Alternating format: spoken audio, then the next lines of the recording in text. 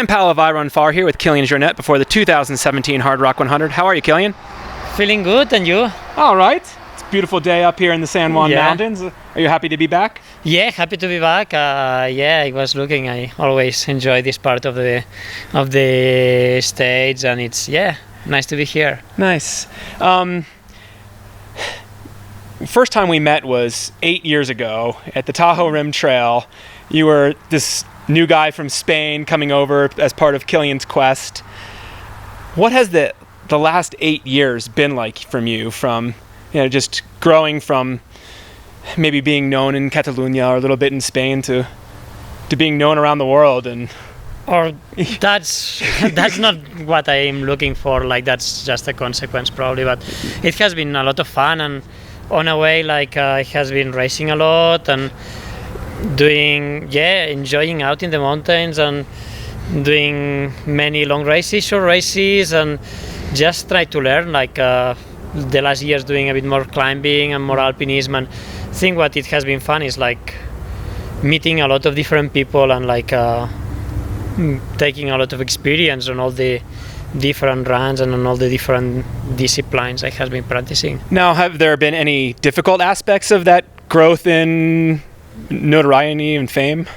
Yeah, it's not a thing I like. I like, of course, we need to make a life of that. Like, if you want to have sponsors and if you want to, you need to be public in a way, but it's something that I need to find the balance between the hours that you are like being public and the hours that you are like in alone, and I like to be alone and I like to be a bit disconnected. So it's a bit the toll to pay. Was it like shocking to come from Everest into the media frenzy afterward? Or it was good that just after Everest I was going straight home, so like spending 2 weeks home, so like alone there just with Emily and just like running around and climbing, and then going to Chamonix. It's a big shock, but like before that I took the energy to be prepared for that. A lot of phone calls and interviews and actually not the first weeks, because I tell to my team for 1 week nothing. I just want to start training again and to feel good again before do all these. Was there things. a process for you to learn how to say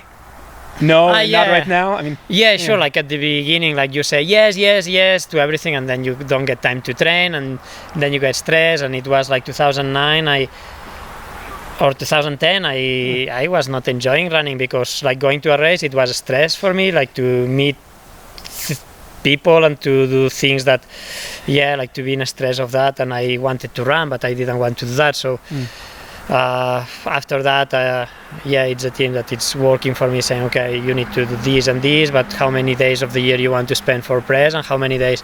So finally to find a good balance of that, and now it works. Well, thank you for still saying yes to I Run Far. No, thank you, because it's incredible the work you do, like all the races followings, and we're not enjoying that. Not like Keep or 60 minutes, but that is, over the winter, you were critical of some aspects of ski mountaineering that have maybe changed or that you don't like with the growth of the sport and becoming maybe an Olympic sport. Are there any things in sort of trail and ultra running that you've seen change that you're not a fan of, maybe? Or I think like trail running, it's still growing and in a lot of directions, and like ski mountaineering probably is more evolve on the federal way, like it's international federation that have all the rules for all the races and blah blah. So and their main goal is going to Olympics. So then, like, being that the unique goal, on a way it has been like formatizing the races on a way that maybe it's far from what it was ski mountaineering or what's the big races or things.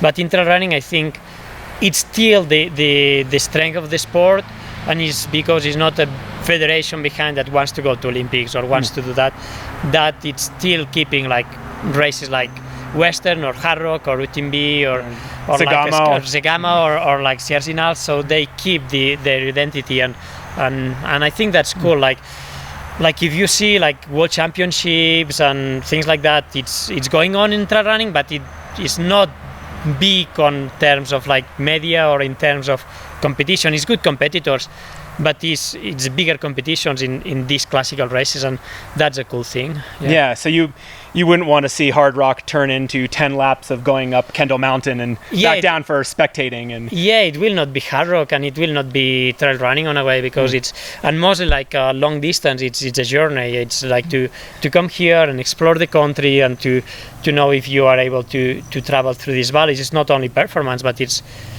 what happens, is the aid stations, is the ambience, and it's that makes this sport great. So you would prefer to not have trail running or ultra running go in the direction of trying to go in the Olympics and that sort of thing? Yeah, like Olympics thing, in a way it's good for a sport, on like for the young people, that they can enter like clubs and get more money, like to improve, and of course the performance, it will grow, because it's more people starting very young, so then it grows. But in the other way is like, if the sport need to adapt to a format to go to the Olympics, and it need to lose the soul of the sport, so like, as you say, doing loops or things, that's shit on a way. Like mountain biking. Yeah, like mountain biking. So that's shit on that way.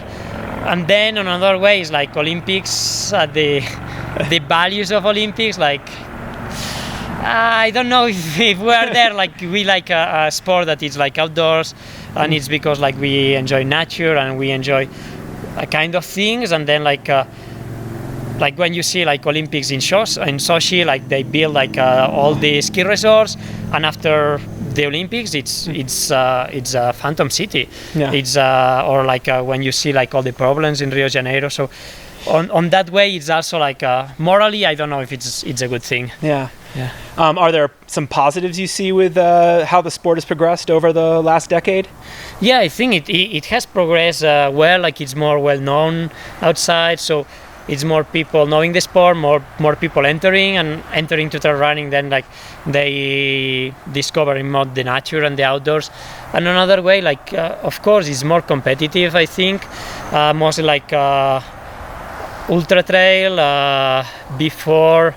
It was not many people that started since young, but now like thing or generations, like we started to run since we were pretty young, so like performing from 20 years old, and that means like it's more density. Like if you see like the density of the races like 10 years ago or today, like now it's more competition on that, and I think it's also because like teams and like are more organized, or like it's more people traveling, like more Americans traveling to Europe or Europeans to here, and it's more competition on that way. But and it's more promotion. I think it's a good thing that is not a lot talking about only pure performance, because that was long time ago too. Like if you see Mark Carpenter, like it was a lot of performance and a lot of studies behind that keep going, but what people is talking more about is about the experiences and about the what's cool on that sport, and I think it's a good direction. Yeah. So what with Hardrock in particular, you've been here 3 times, you've won 3 times, you've set the course record, you've 3 of the 5 fastest times. Why come back? I like this country. Like I like these mountains. It's cool. Always coming here, like I can go to different summits to explore, and then the race itself, it's amazing. I think the ambience is unique, like all the aid stations, how devoted they are, and it's something that it's really special. So I like to come back. Yeah, it's just the pleasure of it. It's the pleasure of it, of course. Because you could run frankly anywhere you wanted to. It's I like to do different races and things, but it's just cool. Like it's like Zegama, that I like to go there back because it's the ambience and it's like family. So here it's a bit it's so cool, the ambience that. I mean, with Zegama, I remember after you summited Everest the first time, I wrote your press people, and is there any chance that Kilian's just gonna show up at Zegama a few days later? It was the doubt, like, okay, we try to go back, or it was or go back and maybe go to Zegama, or to try to do a second summit. Because you did that before when you were in at Everest and had when earthquake. Lantang. Sure. Now on the performance side at Hardrock, you know, do you have any desire to just go as fast as you can to maybe go for a record that no one touches for 10 years? Or is that not what you aim for here? No, like I'm not this kind of runner, I think, in a way, because like it's for me really hard to focus on training for one race for more than 1 week. Like I like to do things, and like I'm more now, like maybe 10 years ago I could like focus and train really and start a race like full gas. But I think now like I like to do, like if it's good weather, if it's a race 2 days after, like I would like to go to climb a summit or do something, so then I will not be full for the race. But then in the race, also because I probably race a lot, I prefer to keep a bit of energy if I can. On a way, like I know, like after that it's Sierzinal, Nutimbi, and then I want to try Bob Graham, and then the ski season. So I'm not the kind of like focusing for one race and giving everything, but if I can run, of course I want to try to win. Yeah. But that's and speaking of trying to win, last year you had the experience of finishing with Jason. A year later, what is that memory to you? Are you happy with that? Regret it, or what is your thoughts on that? No, I'm really happy because I didn't know Jason before, and during all the race we were like talking to each other, and I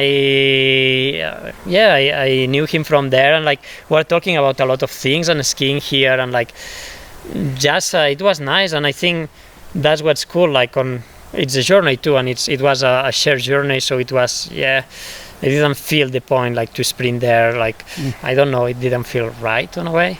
But I don't know, like if the situation goes the same again, like probably I don't know if the decision will be the same or not. But in that moment, it's that moment that you decide mostly than in advance. Yeah. But you could run with Iker or Jason again, or Foot, and maybe you run in together, maybe not. That's it depends how it goes, and like how you feel, if you want to if you want to sprint it or not.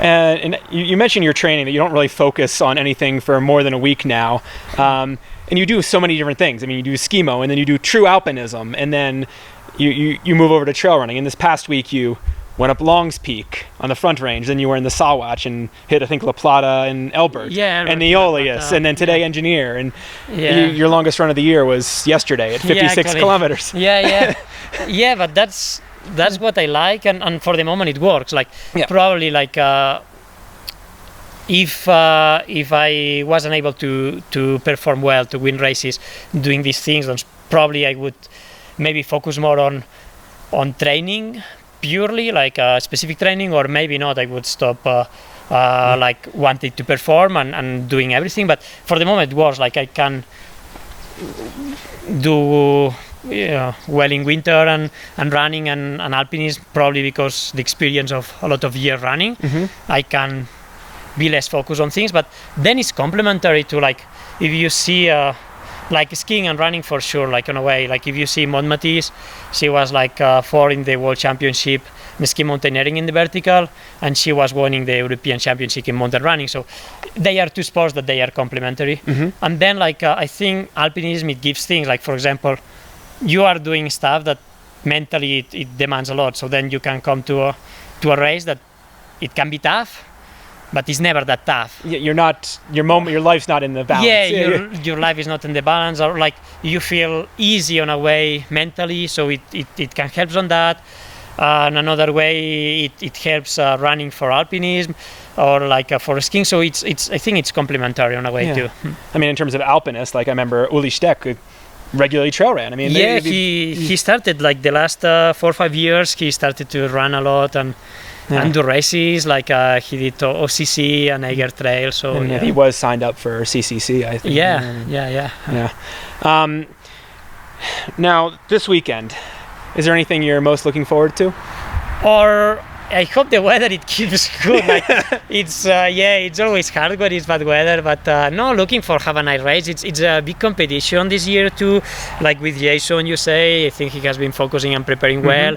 Iker, he's back. Like he the last 2 years he has been injured and a lot of problems, but this year he is feeling good. Today he was so strong going up to engineers, like it was hard to keep on him, and he had done really good things in Spain the last weeks. So he will be in shape, and like Mike too, it's a race that it fits to him, and many others, I think. So it will be, I think, competitive. I mean, if there's good conditions, I mean, the conditions change everything. There could be 4 guys under 25 hours, maybe. Yeah, sure. Like, I think, we are 4 or 5 guys that if we can go under 24 hours. But then it depends conditions, and it's always hard in these long races to have perfect conditions. Yeah. What do you think maybe the fastest you could go here would be?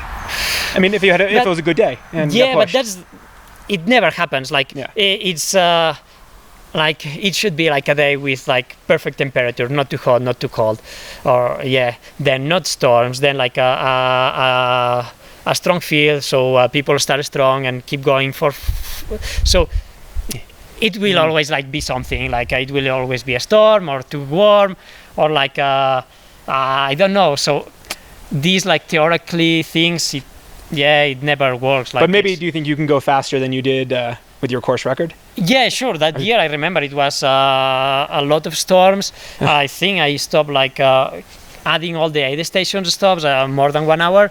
So of course, like, you can take jets and not burritos, and probably you will go faster. I remember you would it looked like you were sprinting from aid station to aid station, and then you would stop for 10 or 15 minutes. Yeah, because it was raining so hard, and so you want to get in the aid station, drink like a hot soup and eat a bit, and then just like, okay, it's still raining, so you need to go. But it's not that. Obviously the men's field is strong, but the women's field is incredibly strong. That's incredible. Like with Caroline, Natalie, Frosty, and the Americans. No, it will be an amazing race to follow. I think it will be fast. Well, best of luck to you out there this weekend. No, thank you very much. Enjoy. See you around. Yep.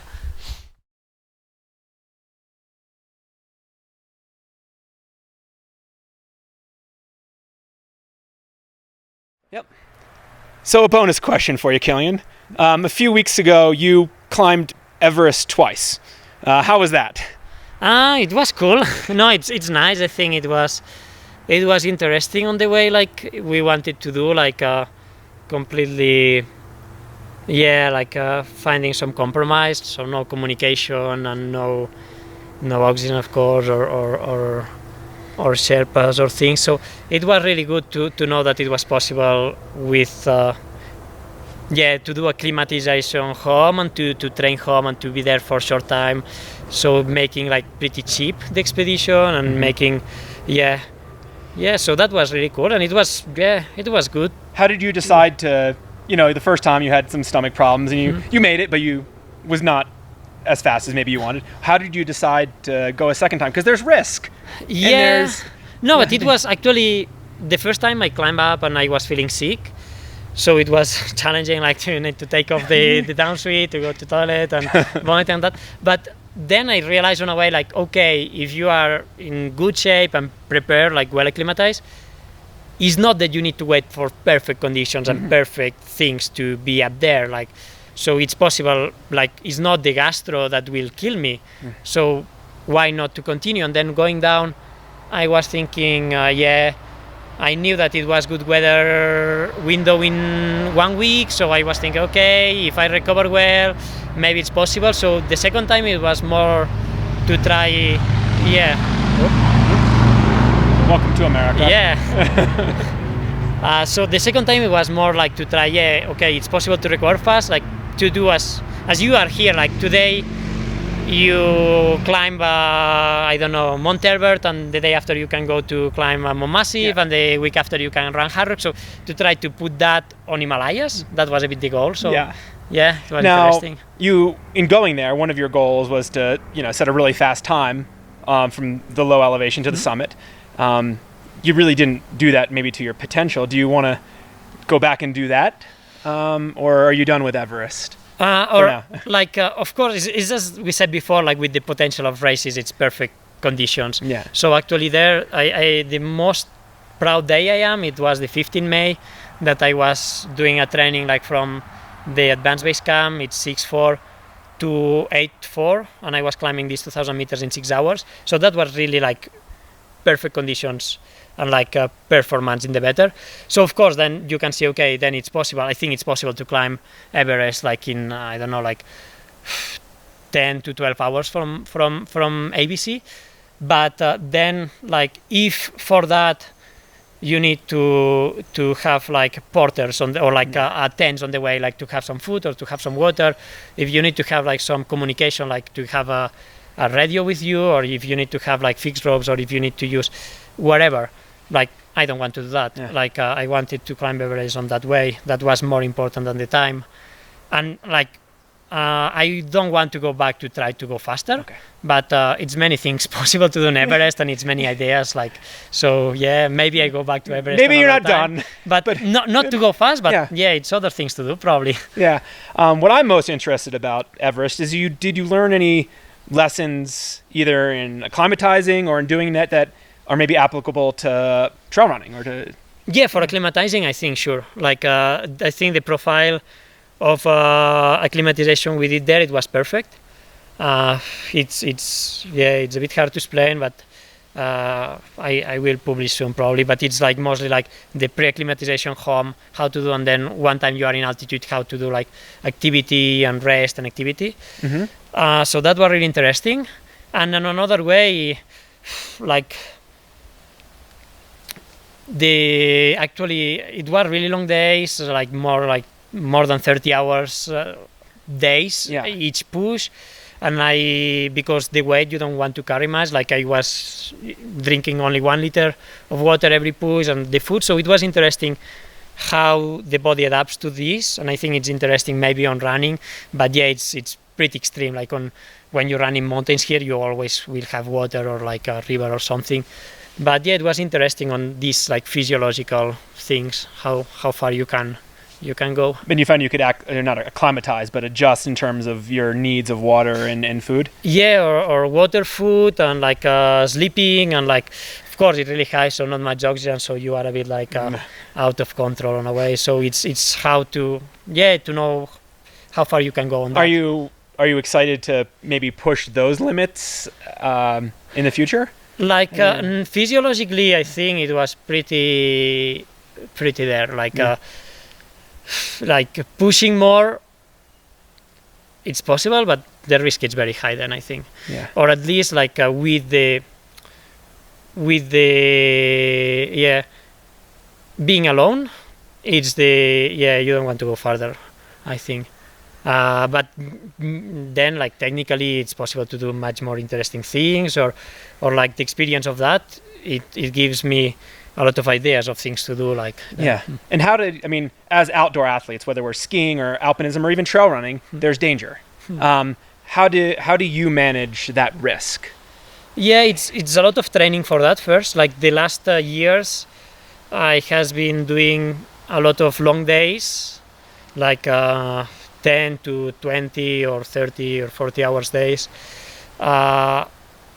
alone, and like accepting some risks that I didn't want to accept before, maybe, or like going close to my technical limits in a place where I was alone and with no communication. So like going home and like going to climb a summit and like being exposed to some risks. So finally, to do these activities, to get confident on these situations, and then being in Everest, it was okay.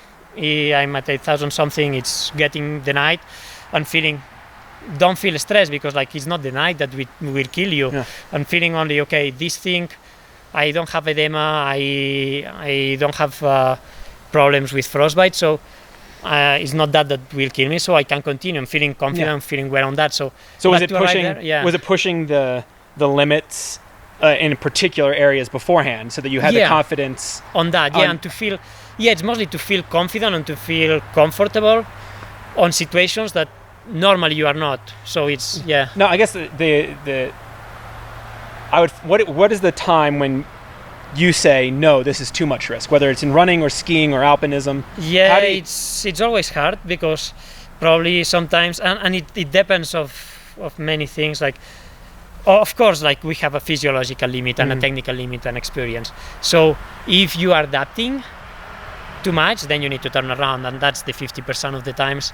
But in terms of like technical exposure and then it arrives a moment that it's the risk you want to accept, and sometimes you accept some risks, and you come back home, and some hours after or the day after you say, I was stupid, I could die that day, like I could fall, or it was too much avalanche risk, or you get in an avalanche, or sometimes you have accidents and you can escape. But sometimes you push too hard, and at that moment you accept that risk. And other times you don't want to accept. And when does that happen? Like, no, does that happen for you? Because it happened. From like seeing videos of you and seeing it externally, it's like. I know it happens. Like I say, like the 50% of the times, going training, I turn around because I don't feel it, or yeah. And for example, like last year when we were in Everest, I accepted a lot of risks, much more than I was accepting this year. We had problems with avalanches. I was climbing some things that this year I wouldn't accept. And I think, I don't know, like it's emotionally how you are at that moment. I don't know, also like the death of Uli is affected, of course. And he was I used to always him as an example of the cautious person, because he had turned around near the summit of Everest before. Yeah, but it's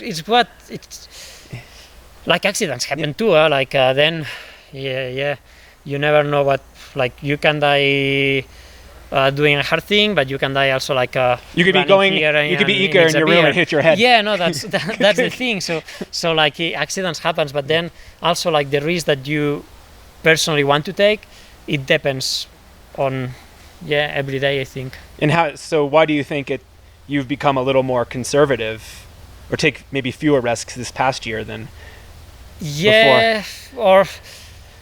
I would say I'm not sure, because just before 2 days before going to Everest, the last long train I did in Norway, I did a thing that it was really good and it was really interesting for like being confident, but I took too many risks that day. So like I think it depends really. It's the day how you feel it. And, okay. Well, thank you very much. No, thank you.